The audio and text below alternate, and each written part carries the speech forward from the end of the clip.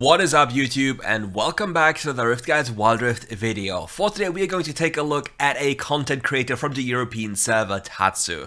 He has reached Challenger on the Baron lane ages ago, and now he's always streaming on Twitch, so if you want to give him a view, check out the description below and make sure to give this man some love. He's a very sweet one. And here he's playing Jax into Riven. It's very sketchy in the early game because Riven has so much damage with the power of her first ability and always just the extra damage from the auto-tech resets. But if she makes a mistake, and since he's running bone plating against the combo-centric Riven, it makes it very difficult for the Riven to get anything done, and he makes a signature mistake by going too close to the minion wave when the Riven hits level 2. This is something that makes or breaks the Baron lane experience. You always have to be aware of when you hit level 2, and especially with the EXP changes, it might be a little bit weird now, but if you get the wave push in the early game and the enemy makes a mistake, you can just immediately punish them and get so unbelievably fed from the get-go. Because Baron lane is one of these lanes that if you get ahead early game, or just slightly during the laning phase, most of the enemies, unless they are specific champions, really desperately crave attention and help. And with the Wukong being on the other side of the map, he's just free to do whatever he wants to do. He also was going to recall, but as he saw the Riven came back, because the wave was in a very good state for him, or at least not a bad state, he could have just taken the reset if the Riven was not there, to then just spend the gold. Now there's a slight HP disadvantage, and if the Riven has Ignite, this gets very, very scary. Riven Ignites, that could be a very close call here, but he wins the play thanks to Jack's third ability. And with the wave being as it is now, he's overjoyed, and being the Wukong coming from the other side, because he transitioned from the top side of the map to the bottom side, and we also saw him on the Scuttle Crab, he will come here very soon, or it's very likely for him to come, so he just takes the reset. He also takes the most powerful buy you could ever have in the Baron lane, which are plated steel caps. The damage mitigation, HP regeneration, and overall just HP you gain is absolutely crazy. This item was nerfed, I think, twice, and it's still so unbelievably strong that they could nerf it again and nobody would notice. Now the wave is in a beautiful place for him to constantly trade, and he can pre-stack his ultimate on minions to then jump onto the enemy forehead, going in with a quick trade, keeping the wave in a place where the Riven has to constantly get too close, and if she gets too close he just gives her a lovely bonk on the forehead because there's nothing else she can do. She can only get the local golden EXP, and even that is already linked to a very high risk. The wave is now being pushed by him slowly, and he's still zoning out the Riven. The Wukong should be theoretically on the other side of the map, given his pathing in the earlier stages of the game, but it's still WildRift, so you never really know. And there he is, he's on the other side of the map. What a beautiful thing.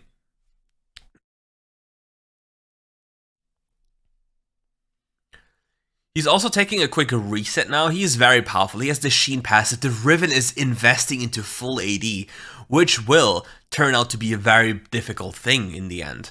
Because the AD she gains actually makes her deal less damage than if she had plated steel caps, because she will not live as long. So if they were to engage into a fight, and he's again manipulating the wave to be in a good state, and the Riven can't do anything. Like you see, he just completely beats her up and there's nothing she can do. She is way too squishy, she doesn't have plated steel caps, she invested into full damage, but she can't even deal damage due to how Jax as a champion works. So after surviving the early game, which is a little bit sketchy if you make a mistake on Jax against Riven, it's an absolute free time if the enemy doesn't buy plated steel caps. And this is something you have to keep in mind when you play in the Baron lane. Really, invest into your defensive boots, because they'll make you live so much longer that you can deal more damage. And the enemy Wukong is constantly investing time and resources into their dragon lane, which will allow the Jax to brutally push in this wave over and over and over again. Another big reset coming in, here we'll see Jorm's Fist and the Ruby Crystal. Jorm's Fist and Ruby Crystal is such a powerful buy. Both items grant you HP, and Jorm's Fist even AD. So now at this point, Jack's ultimate is 38 armor. So it's basically another pair of plated steel caps on top. The Jax is now unbelievably tanky against the Riven, and he can only realistically die if he makes the mistake of not pressing his third ability, not pressing his ultimate, and maybe disconnecting. But yeah, since the Riven invested so much into damage, there's just no way she can do anything. She is in fact, if we assume that she's going for Shojin. And with that she can even do less, because all her damage will be completely voided by the champion choice of Tatsu. Corki going in with a package, a massive fight is unveiling at the Herald. He's taking so much damage from the package, but the Riven jumps on him, but he doesn't just do any damage to him. Oh, he survives, he goes out. Oh, now he dies. Okay. What a brutal fight. Like, one of the biggest issues in this fight was the fight was dragged in a way that we never wanted the fight to be dragged. There was so much damage taken from the package that the fight started in a very, very bad spot. And we also didn't get to hit the priority targets with the stun, etc. So the focus for this fight was off, allowing the enemy to survive. And now with this major play happening around the Herald, the enemy is now back into the game. However, Tatsu has a very big spike very soon. About 50 gold away he gets his Divine Sundra, which makes it impossible. If you believe that the Riven had issues before, she'll have even bigger issues. Because now with the Divine Sundra, once you complete this item, he has even more in-fight sustain. And since he's a Spellblade abuser with his second ability having such low cooldown, he's gonna have a field day. Going in for a quick little dive, he just doesn't have to care. Do you see this bullying just because he's so tanky? And he dies to the Ignite. So many Baron laners would never do this. They would be too afraid to just go in for a quick trade under the tower and then just go away because then they don't believe they're tanky enough. And now, even though the Corki is rotating, this will be such a major gold gain for the Jax. Maybe the Jax can even die for this tower to deny the enemy the first tower, but it appears that the Corki isn't even coming. So yeah, the Jax is now unstoppable. He is so unbelievably fed. There is nothing, and I repeat, nothing in this game right now that can face him once he completes his base. Like, Jax is one of these scary champions when it comes to playing WildRift. This champion scales so well, and it does so unbelievably well, it's crazy. And to make it even more difficult, like, as you see, he went for the Divine Sundra, like, typical, and now he's even going for the Riftmaker. With the Riftmaker in his inventory, he has another damage profile. Like, right now he has a physical magical damage profile, but with this it's even a true damage profile. And the Corki, he just uses Valkyrie, he has no escape apart from his flash, and he even uses the exhaust. But will the Jax reach again? He does reach again, and he will run this Corki down. There is no escape from the Weapon Master, while the bot lane is getting completely demolished. Riven, you do not want this. You really do not want this. You have had this experience plenty of times, and you really shouldn't try to get it again. His bot lane is facing unbelievable issues right now. The Blitzcrank is zoning. He didn't see the HP bars early enough, so you could have maybe ignored the Blitzcrank and just walked past him, but he didn't do so. Now the Riven gets the mid lane tower. Major gold swing again. The Aurelian Soul in his weaker version, which is going to get buffed on this Thursday, is still, well, more of a lackluster in the early game. Hopefully it will be better next patch. There's a fight in the river evolving again. The Riven is fighting the Kha'Zix. The Corki package is in a way he should never do so. There's not even a setup, and now it's the rundown angle. They will all fall to the Jax. The Wukong has no chance, like he has to run away, but there's no way he escapes, right? Unless he gets the second ability up again to hop over the wall without the vision. But it's just a matter of time until the ape is getting ran down. And the ape now finally dies, and they get so much more gold. Look at the bot lane wave as well. It's massively stacked. The Riven is 1-4 with a Spear of Shojin, literally griefing her inventory with this itemization against the Jax, which I believe is something you shouldn't do because Jax is one of the champions that really punishes you for doing that.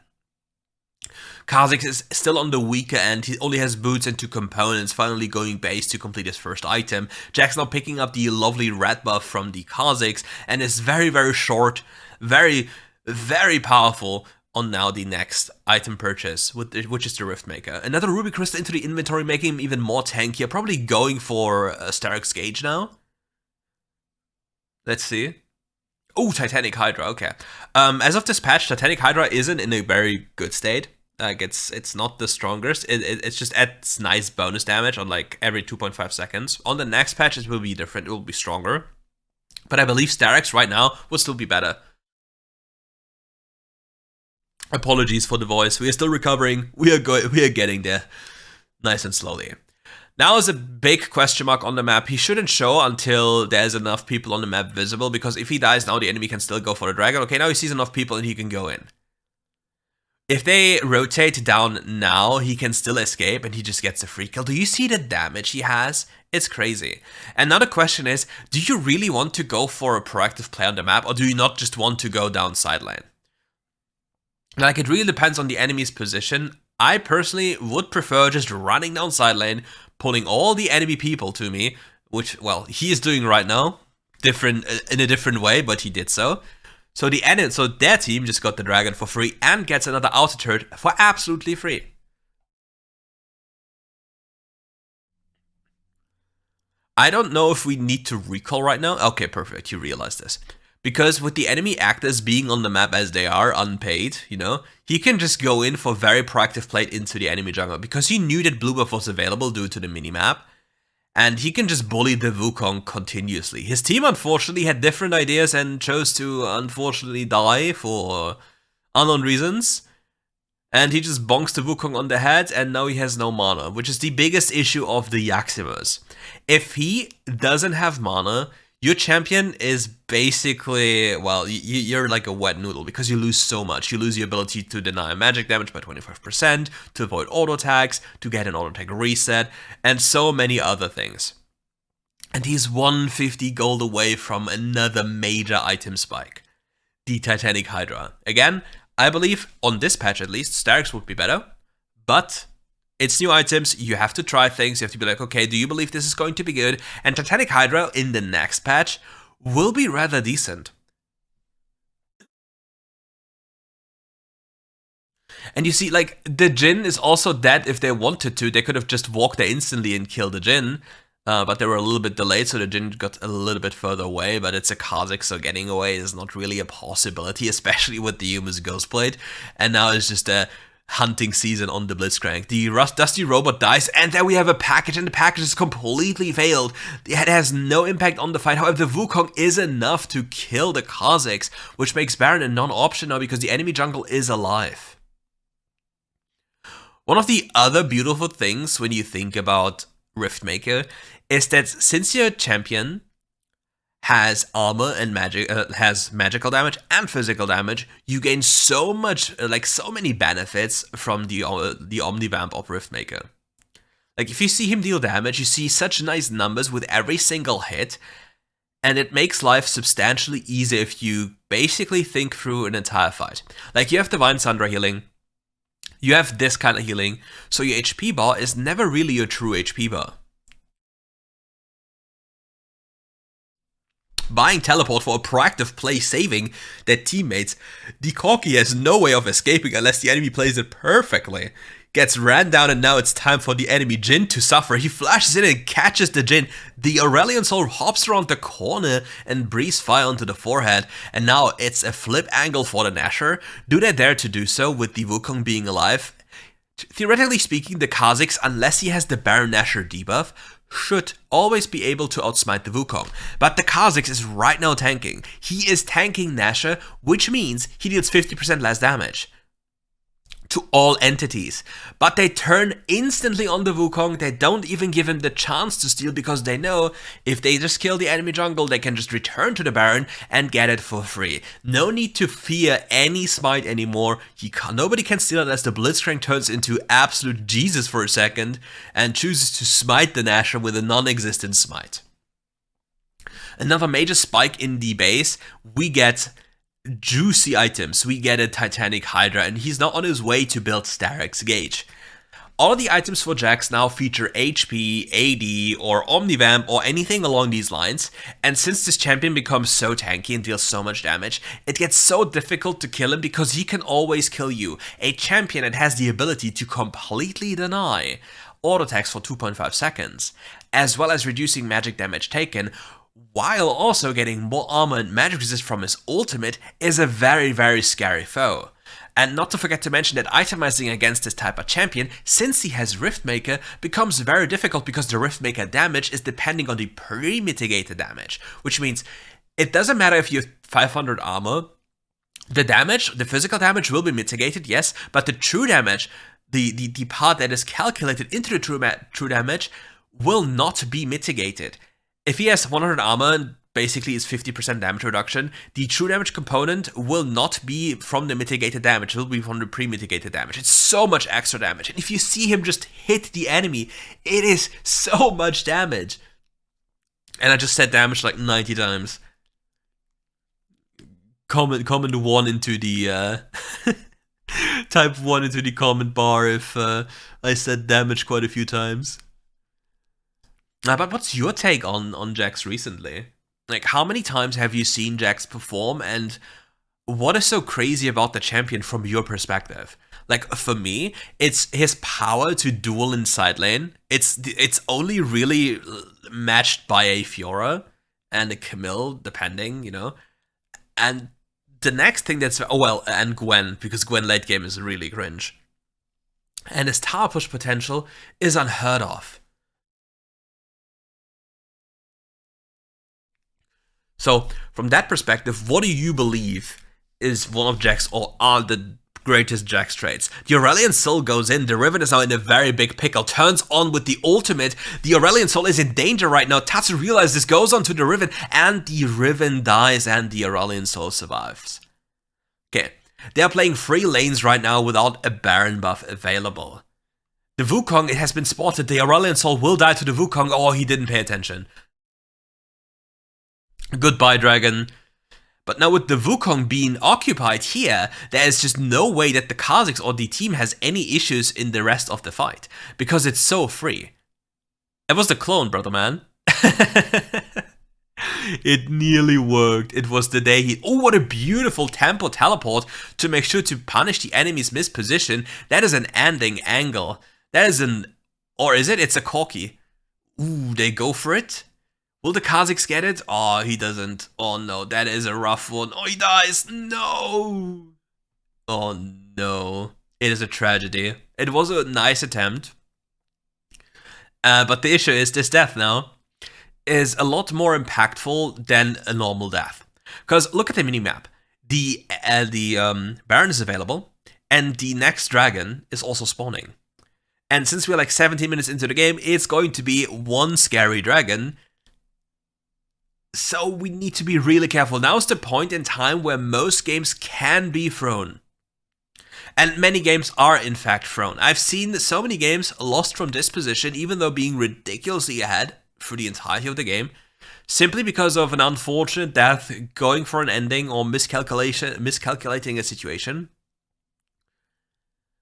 And then the enemy just gets one objective, another objective, and end the game through mid lane because towers in mid to late game are not towers anymore. The Senna just randomly walks into river, exploring, surveying the crabs, I guess, and gets completely blown up by the Corki package. The Kha'Zix goes for a trap, gets blown up as well as 1 HP, and survives, goes into GA. The Jax is here to just carry the backline, goes in onto the enemy carry, tries to go for time. He needs to make something happen. He needs to shut down the Corki. He does so with the Protobelt usage, and now he hunts down the Blitzcrank. There's just no rescue for the man. Another Riven comes around the corner, turns with her ultimate. She believes she can do something, but she really can't. She just really tried to get something done, even though probably her best play could have been to just push bot lane.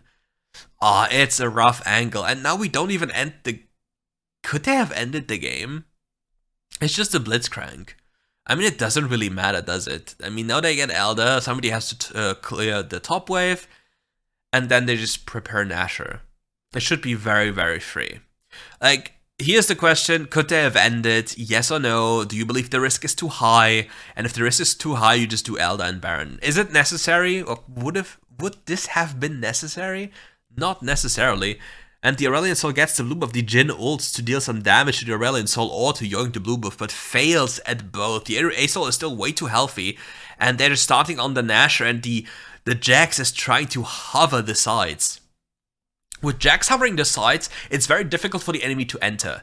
The Corki has a Crown of the Shattered Queen and is completely grouped up on one place, and there's just no hope for the enemy to achieve anything. But there's one issue with this state right now. The top wave on the top left hand side is not pushed, which makes it more difficult to end the game. But the Riven goes in and dies for no reason. I don't even know, is she just angry?